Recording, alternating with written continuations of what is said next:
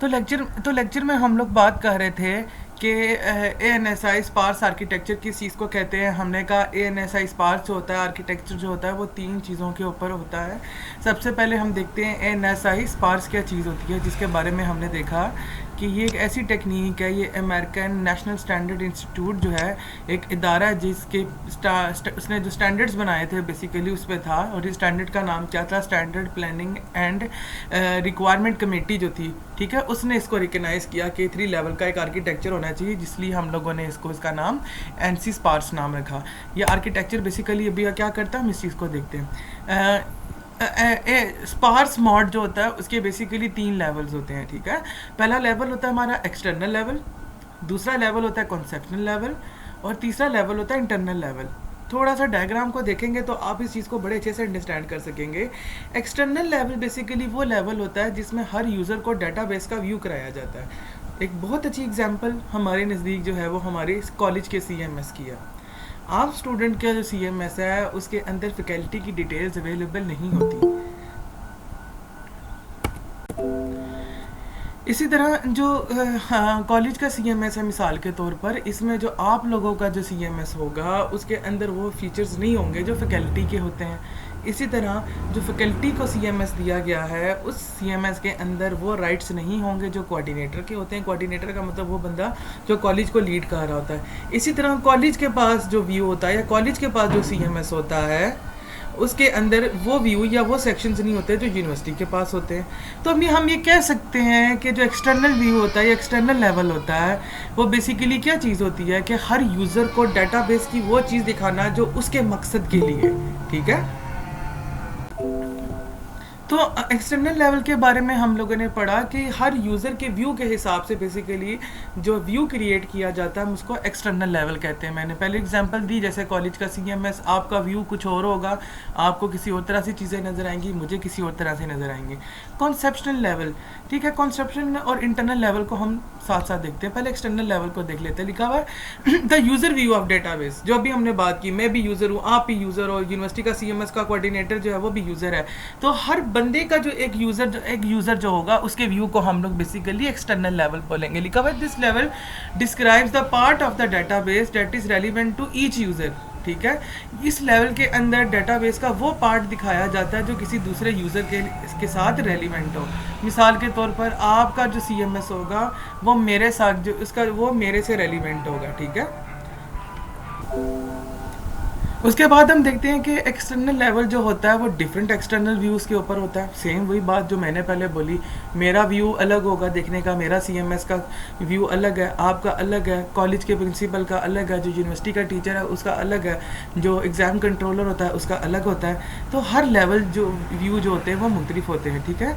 और different views जो होते हैं वो क्या करते हैं, डिफरेंट डाटा को रिप्रेजेंट करते हैं। किस तरह,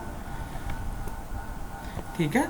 तो हम भी एक्सटर्नल व्यू के बारे में हम लोगों ने यही बात देखी है कि हम कहते हैं कि जो डिफरेंट व्यूज़ होते हैं वो डिफरेंट डाटा को रिप्रेजेंट करते हैं।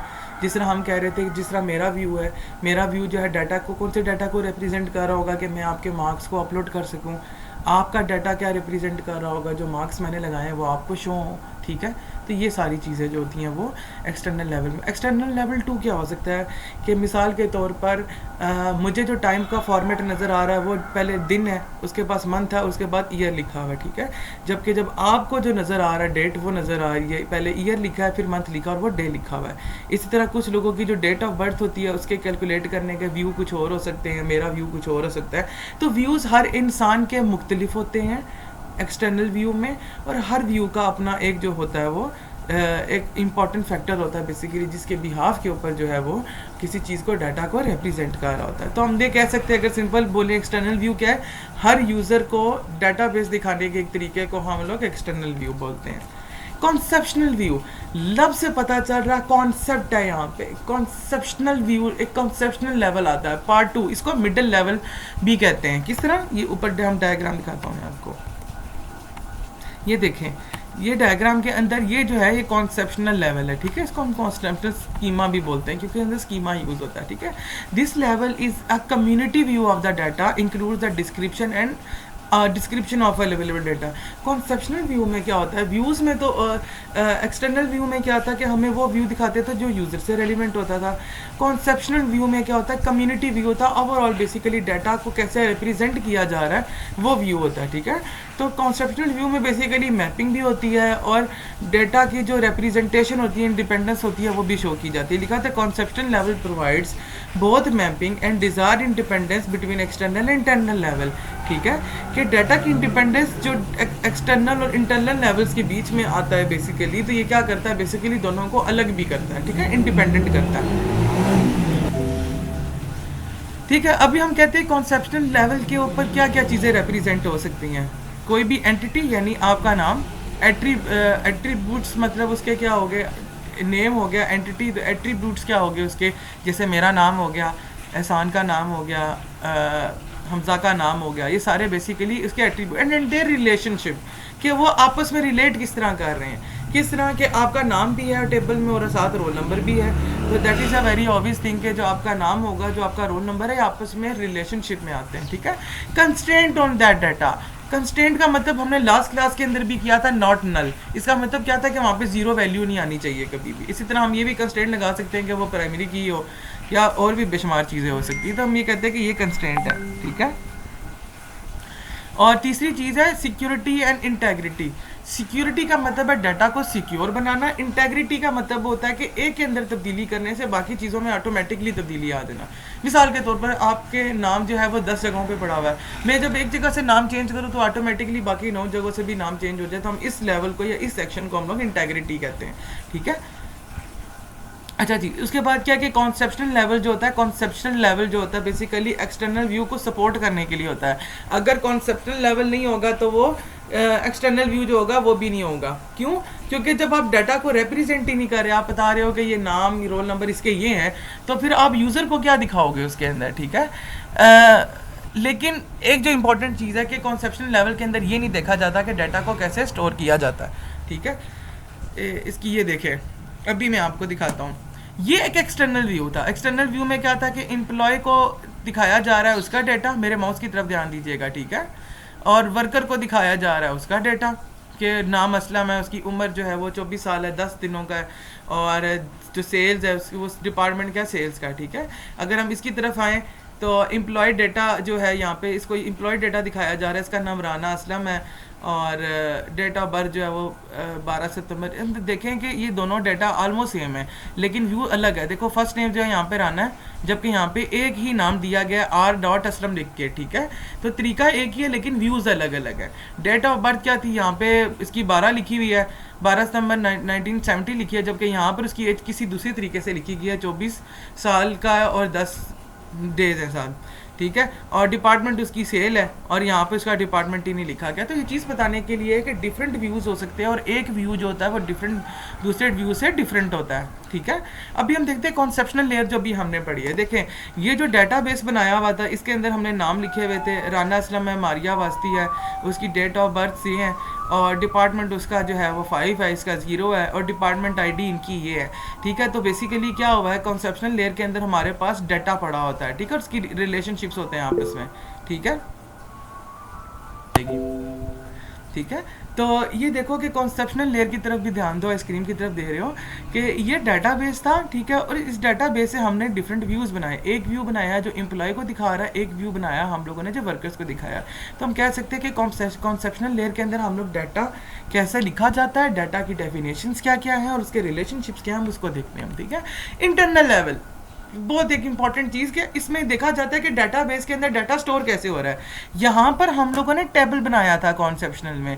अभी हम इंटरनल लेवल में हम देखते हैं कि डाटा का जो स्टोर करने का तरीका है वो क्या है, ठीक है। ये देखा जाता है कि फाइल ऑर्गेनाइजेशंस क्या हैं, फाइल की स्टोरेज का मेथड क्या है, ठीक है। अब इंटरनल लेवल किस किस चीज़ों को लेके कंसर्न होता है कि स्टोर किस तरह किया जा रहा है डाटा को, उसको इंडेक्सेस कौन से दिए जा रहे हैं, जिस अरे में आप करते होते थे, रिकॉर्ड डिस्क्रिप्शन क्या है, स्टोरेज की, रिकॉर्ड किस जगह रखा जा रहा है, डाटा को कंप्रेस करना कब है, डाटा की इंक्रिप्शन कब करनी। इंक्रिप्शन का मतलब होता है कि इसको 0101 में चेंज करना ताकि कोई भी इसको अंडरस्टैंड ना कर सके, ठीक है। तो ये इंक्रिप्शन की जो टेक्निक्स होती हैं वो इसमें होती हैं। अब देखते हैं, हम ओवरऑल देखते हैं। सबसे पहले ये व्यूज वही हैं जो अभी आपने पढ़े, ठीक है, जिसमें एक व्यू राना असलम का ये तरीका था दिखाने का, दूसरे व्यू में ये तरीका था। फिर उसके बाद ये डाटाबेस बना हुआ था, इसमें क्या था, हमने नाम लिखे हुए थे, लेकिन ये डाटाबेस की चीज़ें मेमोरी में जाके कैसे सेव होती हैं वो इसको इंटरनल व्यू कहते हैं। देखो BHRH, ठीक है। तो ये बेसिकली क्या थे, आपके डाटाबेस राना असलम था, उसके बाद आगे उसका डेट एड्रेस था जो कुछ भी था, और उसके बाद मारिया वस्ती का नाम था। ये देखें तो नीचे 10001 की फॉर्म में लिखा हुआ। तो ये डाटाबेस के अंदर जाके किस तरह स्टोर हो रहा है और ये किस लैंग्वेज में जाके चेंज होता है, ये हमारा इंटरनल व्यू होता है। इंटरनल व्यू सिंपल सी बात है कि जहाँ डाटाबेस को कैसे स्टोर करना है, उसको मैनेज कैसे करना है, उसकी सिक्योरिटी कैसे रखनी है, ये हमारा इंटरनल व्यू होगा। तो अगर आप हाली ये एक पिक्चर देखो तो आपको तीनों व्यूज़ की समझ आ जाती है। पहले में डिफरेंट व्यूज़, डिफरेंट देखने के तरीके, ठीक है। अभी हम नीचे से शुरुआत करते हैं। क्या हुआ, डाटाबेस मिसाल के तौर पे मैंने नाम लिखा राना असलम, वो क्या हुआ, डाटाबेस में जाके स्टोर हो गया, इसको 01 की वैल्यूज़ दे दी जो यहाँ पर सेव होगी। माउस की तरफ ध्यान देना मेरा, ठीक है। और ये मैंने यहाँ पर आके सेव कर दिया। अब पहला व्यू जो था वो मेरा कॉलेज के CMS में मेरा था, तो मुझे बेसिकली डाटा इस तरीके से नज़र आ रहा होगा, ठीक है। और अगर मैं मिसाल के तौर पर आपका देखूँ तो मुझे मिसाल के तौर पर इस तरह डाटा नज़र आ रहा होगा। इसकी एक बहुत अच्छी एग्जांपल हम कॉलेज के CMS की लेते हैं। देखो कॉलेज के CMS में जो लॉगिन मेरे पास है उसमें आप सारे बच्चों का रिजल्ट मेरे पास मौजूद है, ठीक है। लेकिन जो आपके पास व्यू है, यानी जो आप लोगों के पास लॉगिन है, उसके अंदर सिर्फ आप अपना ही रिजल्ट देख सकते हो, आप किसी दूसरे स्टूडेंट का रिजल्ट नहीं देख सकते। तो ये व्यूज़ है। अब क्या हुआ, अगर उसकी एग्जांपल दें तो क्या हुआ, मैंने सारा रिकॉर्ड बच्चों का यहाँ पे रखा हुआ था, इसको सेव किया हुआ था डाटाबेस के अंदर इंटरनल व्यू में इस तरीके से, और एक व्यू मैंने स्टूडेंट का बना दिया, एक मैंने टीचर का बना दिया। तो टीचर को दिखाया गया सारे बच्चों का रिजल्ट और बच्चे को दिखाया गया सिर्फ उसका रिजल्ट। वेरी सिंपल, ठीक है। तो ये कहते हैं representation of data at the different levels at database architecture eight physical level at the bottom, ठीक है। ये जो चीज़ थी ये हमारा इंटरनल लेवल था। अगर हम इसकी बात करें 0101 तो हमारा फिजिकल लेवल है, जिसमें 0101 बेसिकली सबसे बॉटम पे जो होता है, जिसमें 01 में कन्वर्ट हो जाता है, हम इसको फिजिकल लेवल बोलते हैं, ठीक है। तो ये जो हमारी सारी टेक्निक्स थी जो आज हम लोगों ने पढ़नी थी। तो अभी हम एक चीज़ करते हैं जिसमें अभी हम लोग SQL का थोड़ा सा काम करेंगे और उसके बाद हम देखेंगे कि जी हम लोगों ने क्या करना है इसके अंदर। SQL के अंदर जो आज हम लोगों ने काम करना है, रादर देन कि मैं अभी आप लोगों को आगे कंटिन्यू करूं, अब आप लोग ऐसा करें कि बारी बारी जो है ना, हर स्टूडेंट मुझे जिसको मैं बोलूँगा माइक्रोफोन ऑन करें और मुझे प्रोजेक्ट के बारे में बताए कि प्रोजेक्ट के बारे में ऐसी कोई चीज़ जो आप लोगों को ना पता होता कि मैं आप लोगों को बता सकूं। जिस बच्चे का माइक्रोफोन काम नहीं कर रहा वो मुझे मैसेज टाइप करके बताएगा, ठीक है। और नेक्स्ट वीक को इंशाल्लाह क्विज़ भी होगा, लेकिन जब वो होगा तो मैं बताऊंगा उससे पहले आपको तैयारी करने का कि आपने क्विज़ कैसे देना है। तो पहली स्टूडेंट जो है वो है आमिना असगर। आमिना असगर अपना माइक ऑन करें और मुझे बताएं कि अभी तक आपने MS एक्सेस का काम कर लिया था जो मैंने आपको बताया था, और उसके बाद आपका SQL इंस्टॉल हुआ है और अभी तक आपको लेक्चर में कोई चीज़ जो ना समझ आ रही हो, प्लीज़ थोड़ा जल्दी कीजिएगा ताकि बाकी सारे स्टूडेंट भी जा सकें। अभी हम थोड़ी सी बात करते हैं कंस्ट्रेंट के ऊपर कि कंस्ट्रेंट, सबसे पहले हम बात करेंगे डाटाबेस को ड्रॉप कैसे किया जाता है। ड्रॉप का मतलब होता है डाटाबेस को डिलीट करना, ठीक है। तो अगर डाटाबेस को ड्रॉप करना है तो हम इसके लिए जो लैंग्वेज यूज़ करेंगे क्यूरी में वो ये होगी। रात देर में टाइप करूँ उसमें ज़्यादा टाइम लगता तो मैं इसलिए ना कॉपी पेस्ट कर रहा हूँ, पर आप लोगों को मिल जाएगी सी ये वीडियो। तो इसमें देखिए कि डाटाबेस को ड्रॉप करने का तरीका क्या है। हम लिखेंगे ड्रॉप डाटाबेस, बड़ा ही लिखना है, ठीक है। और उसके बाद डाटाबेस का नाम, मेरा डाटाबेस का नाम क्या है, ZEESHAN, ज़ीशान, ठीक है। ये मैंने मुकम्मल किया और मैं साथ क्या करूँगा, एग्जीक्यूट पे क्लिक करूँगा, ठीक है। ये क्या लिखा हुआ आया है कि क्यूरी एग्जीक्यूट होगी सक्सेसफुली। अब मैं जाके यहाँ से रिफ्रेश करता हूँ और यहाँ से रिफ्रेश करने के बाद मैं देखता हूँ तो डाटाबेस ड्रॉप हो गया है। ये देखिए तो टेबल्स जो इसके अंदर बने थे सारे के सारे क्या हो गए हैं, वो ड्रॉप हो गए हैं, ठीक है। अच्छा, अब हम लास्ट टाइम हमने जो क्यूरी की थी उसके अंदर हम लोगों ने जो डाटाबेस टेबल्स बनाए थे वो हम लोगों ने बाय क्यूरी मेथड किया था। आज हम मैनुअल तरीके से करेंगे। टेबल्स पे जाएंगे, राइट माउस क्लिक करेंगे, न्यू टेबल पे क्लिक करेंगे,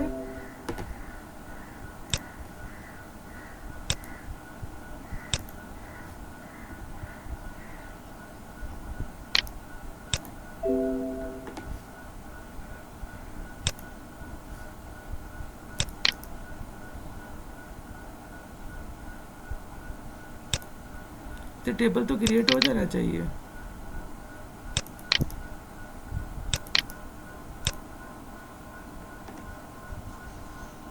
नहीं नहीं ऐसे नहीं होता। अगर इस तरह क्यूरी से नहीं हो रहा तो फिर हमें क्यूरी से, अच्छा ये कनेक्टिंग कर रहा है, मैं ट्राई करता हूँ शायद ये हो जाए। एरर दे रहा है, तो फिर हम लोगों को क्यूरी मेथड सर यूज़। वो हाँ। सर वो जो आपने ज़ीशान डेटाबेस ड्रॉप किया था, हम्म। उधर शो नहीं हो रहा वो लिखा हुआ है। वो भी शो हो रहा है ना मुझे, मेरे हाल से डाटाबेस को ड्रॉप करने का मतलब ही होता है कि डाटाबेस को डिलीट कर दो, लेकिन ये इसको कर नहीं तो रहा। ये नहीं ना, आई थिंक सो इसको मुझे ये नहीं ओपन हुआ क्लोज अब। करना पड़ेगा।